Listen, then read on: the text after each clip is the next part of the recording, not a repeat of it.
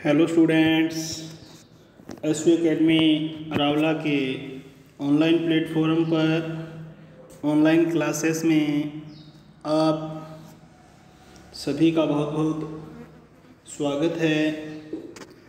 आज हम पढ़ेंगे कक्षा 11 की अनिवार्य हिंदी पुस्तक आरोह का लेसन मियाँ नसीरुद्दीन, जिसकी लेखिका हैं कृष्णा सोबती। तो इसका परिचय हमने कल पढ़ लिया था कि किस प्रकार से कृष्णा सोबती का व्यक्तित्व था, उनकी जो लेखन कला थी, किस प्रकार से उनके विचार थे कि कम लिखना परंतु विशिष्ट लिखना, इसको हमने पढ़ा था। और ये जो लेसन है मियाँ नसीरुद्दीन, ये हम हशमत नामक संग्रह है उनका, उससे लिया गया है। इसमें ख़ानदानी नानबाई मियाँ नसीरुद्दीन के व्यक्तित्व, तो नानबाई का मतलब होता है जो रोटियां बनाकर बेचने का काम करते हैं, उसकी रुचियों का, स्वभाव का सब चित्रण खींचा गया है। और नसीरुद्दीन इसमें बड़े ही मसीही अंदाज से रोटी पकाने की कला और उसमें अपने ख़ानदानी महारत को बताते हैं। वे एक ऐसे इस इंसान का प्रतिनिधित्व करते हैं जो अपने पेशे को कला का दर्जा देते हैं, यानी कि जो उनका पेशा है उसको वे एक प्रकार की कला कहते हैं, यानी कि एक विशेष कला है ये, और इसको करके सीखने को असली हुनर भी मानते हैं। यानी कि इस प्रकार की कला सीखनी है तो इसके लिए आपको निरंतर अभ्यास करना होगा। तो पढ़ते हैं इस लेसन को। मियाँ नसीरुद्दीन साहबों, उस दिन अपन मटिया महल की तरफ से न गुजर जाते तो राजनीति, साहित्य और कला के हजारों हजार मसीहों के धूम धड़के में नानबाइयों के मसीहा मियाँ नसीरुद्दीन को कैसे तो पहचानते और कैसे उठाते लुत्फ़ उनके मसीही अंदाज का। तो नानबाई शब्द का प्रयोग हुआ है, तो नानबाई का अर्थ होता है तरह तरह की रोटी बना के बेचने का काम करने वाले। तो लेखिका कह रही है कि साहबों, उस दिन अगर मैं मटिया महल की तरफ से न गुजर जाती तो राजनीति, साहित्य और कला के हजारों मसीहों के धूम धड़के में नानबाइयों के जो मसीहा हैं, नानबाइयों के जो प्रमुख हैं, कौन, मियाँ नसीरुद्दीन को कैसे तो पहचानते और कैसे लुत्फ़ का मतलब होता है आनंद, लुत्फ़ का मतलब होता है आनंद उठाते उनके मसीही अंदाज का। आगे है,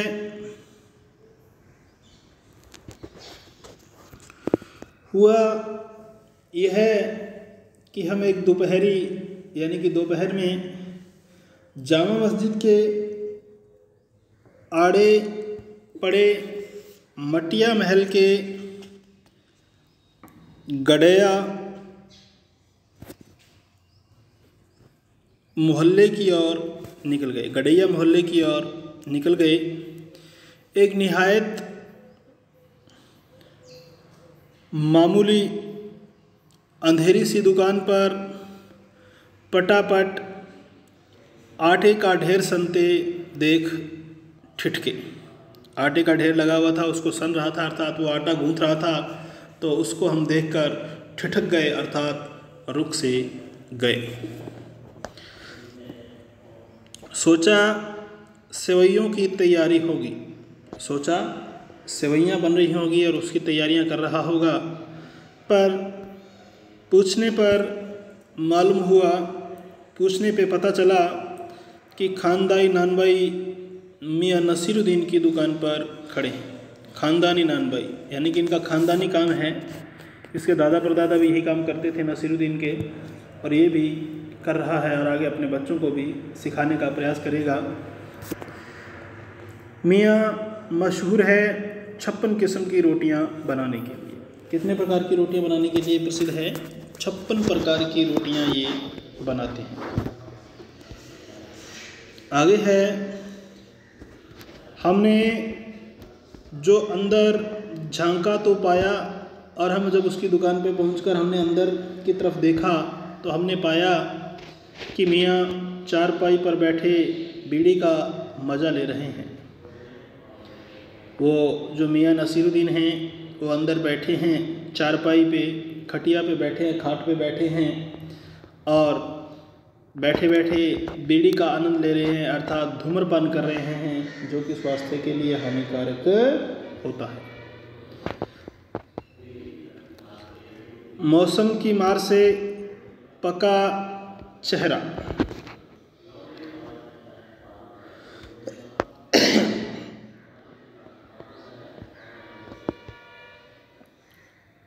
मौसम की मार से पका चेहरा, उनका चेहरा पक गया है। आँखों में काइयाँ, भोलापन, और आँखों में काइयाँ है, धूर्त भी है, वो चालाकी भी है और भोलापन भी है। और पेशानी, पेशानी का मतलब होता है माथा, और माथा पर मंजे हुए कारीगर के तेवर, नखरे। कारीगर, मिस्त्री कह सकते हैं, किसी चीज़ में एक्सपर्ट होना उसे कारीगर कहते हैं।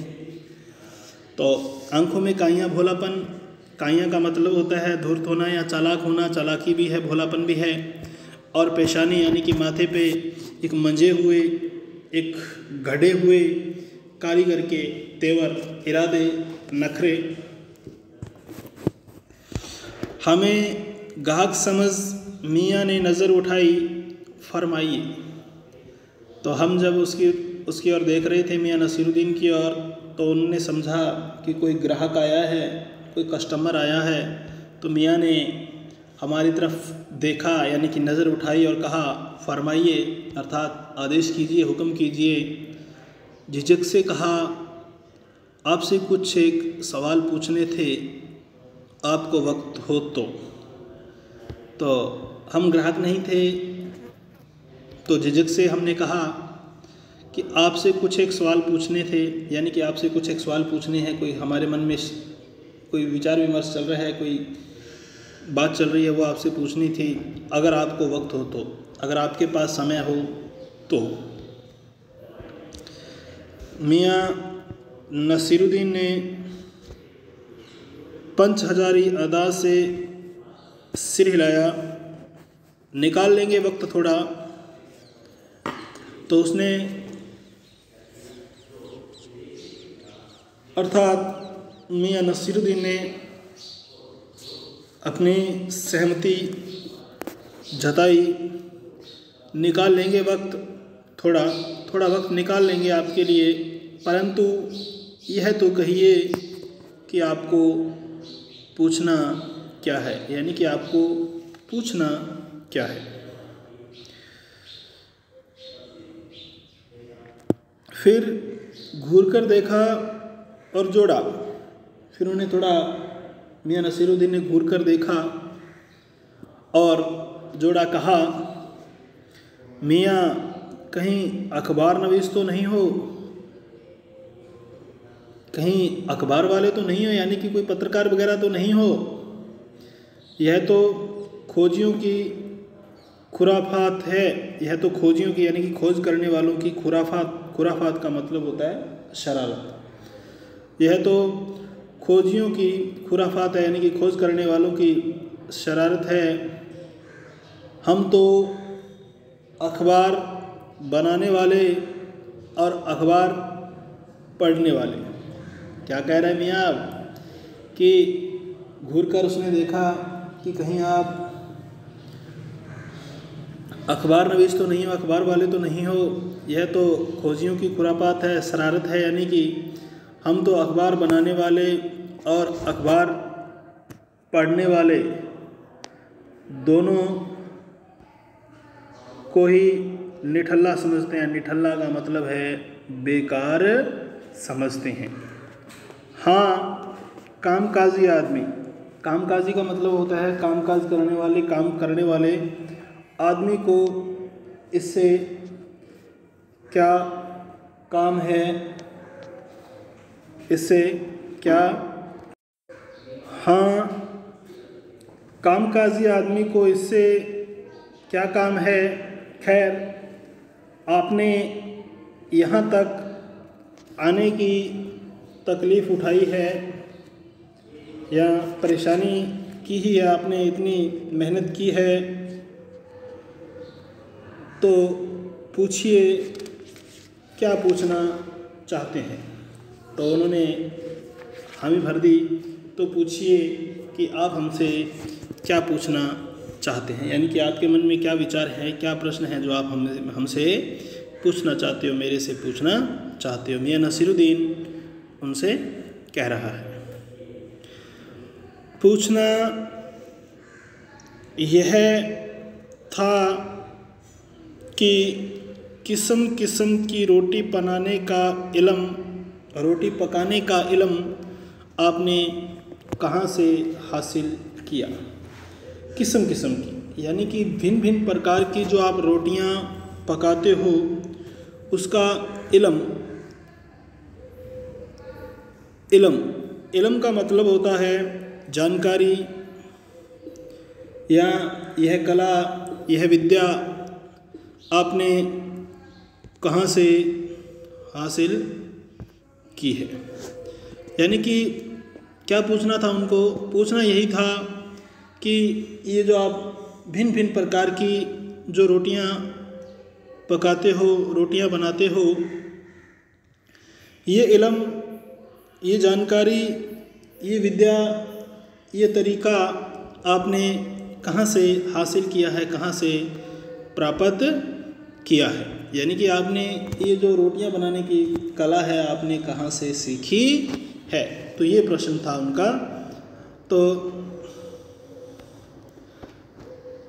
मियां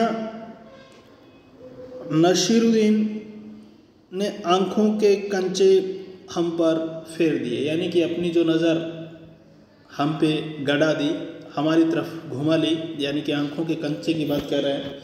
तो यानी कि उसने अपनी आँखों को हमारी तरफ फेरा, घुमाया। फिर तरेर कर बोले, और फिर कुछ तरेरते हुए बड़े ही अजीब से तरीके से बोले, क्या मतलब, यानी कि आपका क्या मतलब है, आपका क्या आशय है इस प्रश्न को पूछने का। पूछिए साहब, नानबाई इल्म लेने कहीं और जाएगा। पूछिए साहब, आप पूछना आपका फ़र्ज़ है, परंतु नानबाई इल्म लेने कहीं और जाएगा। इल्म लेने के लिए यानी कि यह रोटियां बनाने की कला सीखने के लिए कहीं और जाएगा, ऐसा संभव नहीं है। क्या नगीना साज के पास, क्या आईना साज के पास, क्या मीना साज के पास, या रफूगर, रंगरेज या तेली तंबोली से सीखने जाएगा।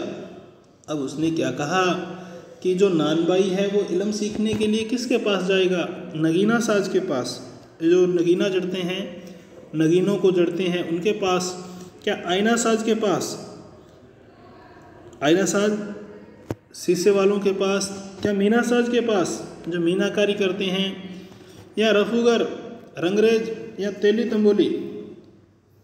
रंगरेज कपड़ा रंगने वाले, रफूगर भी कह सकते हैं उनको, रंगरेज या तेली तंबोली जो तेल का व्यवसाय करते हैं, उनके पास से सीखने जाएगा।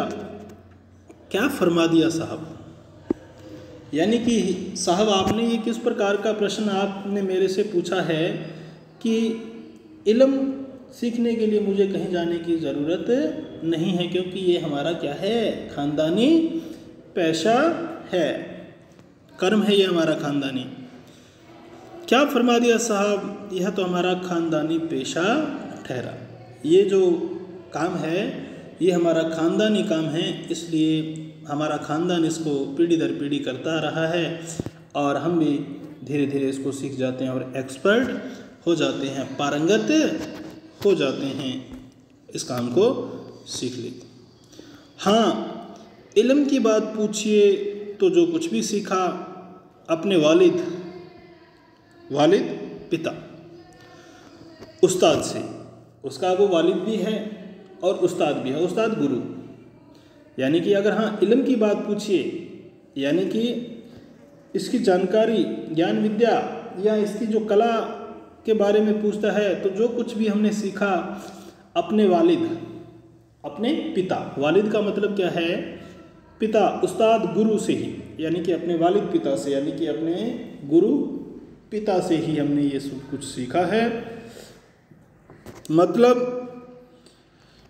यह है कि हम घर से न निकले कि कोई पैसा अख्तियार करेंगे, और मतलब यह है कि हम घर से नहीं निकले हैं कि कोई पैसा अख्तियार करेंगे, कोई अख्तियार करना यानी कि अपनाएंगे कोई पैसा, कोई काम या कोई धंधा करेंगे। जो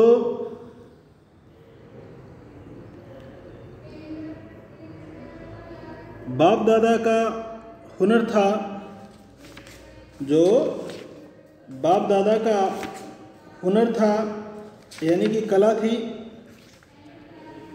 और वालिद मरहूम के उठ जाने पर आ बैठा उन्हीं के ठिए पर, मरहूम जिसकी मृत्यु हो चुकी है, यानी कि मेरे पिता की मृत्यु हो गई, वालिद मरहूम उनकी मृत्यु हो जाने पे यानी कि उठ जाने पर आ बैठे उन्हीं के ठिए पर, उन्हीं के आसन पे हम आकर बैठ गए, अर्थात उन्हीं वाला काम हमने भी क्या कर दिया, शुरू कर दिया। अर्थात ये काम मुझे विरासत में मिला है, अर्थात हमारे दादा परदादा इस काम को करते आ रहे हैं, और मेरे पिता वालिद मरहूम हो जाने पे अर्थात उनकी मृत्यु हो जाने पर मैं भी उन्हीं के ठिए पे, उन्हीं के आसन पे, उन्हीं की जगह पे आकर बैठ गया और इस काम को क्या कर दिया, शुरू कर दिया। आपके वालिद, आपके पिता, फिर बीच में ही बात को काटा उसने, प्रश्न सूचक चिन्ह लगाया है, बड़े ही आश्चर्य के साथ पूछ रहा है, मियाँ नसीरुद्दीन की आंखें लम्हा भर को किसी भट्टी में गुम हो गई। जब ये प्रश्न लेखक ने उससे किया तो मियाँ नसीरुद्दीन की आंखें वो कुछ समय के लिए भट्टी में गुम हो गई, लगा गहरी सोच में है, बड़े ही गहरे सोच में है।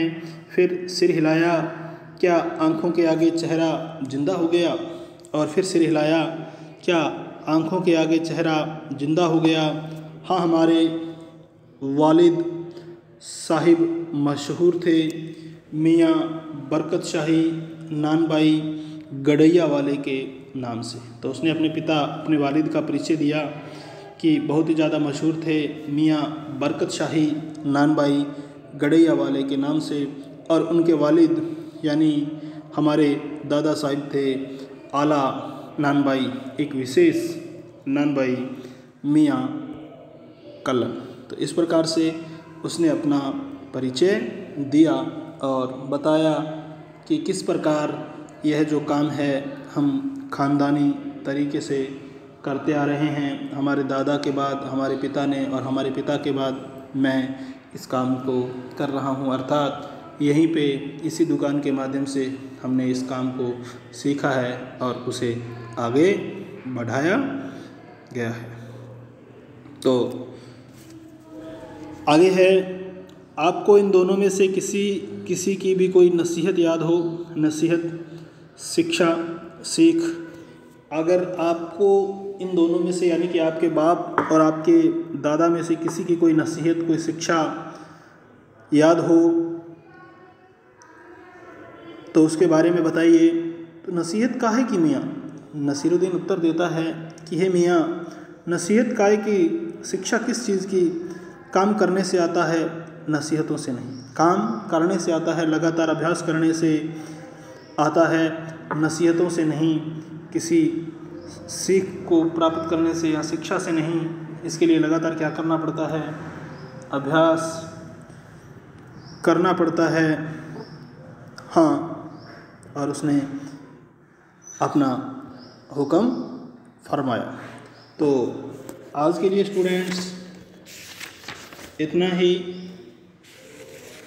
बाकी जो बचा लेसन है इसको हम कल पढ़ेंगे। और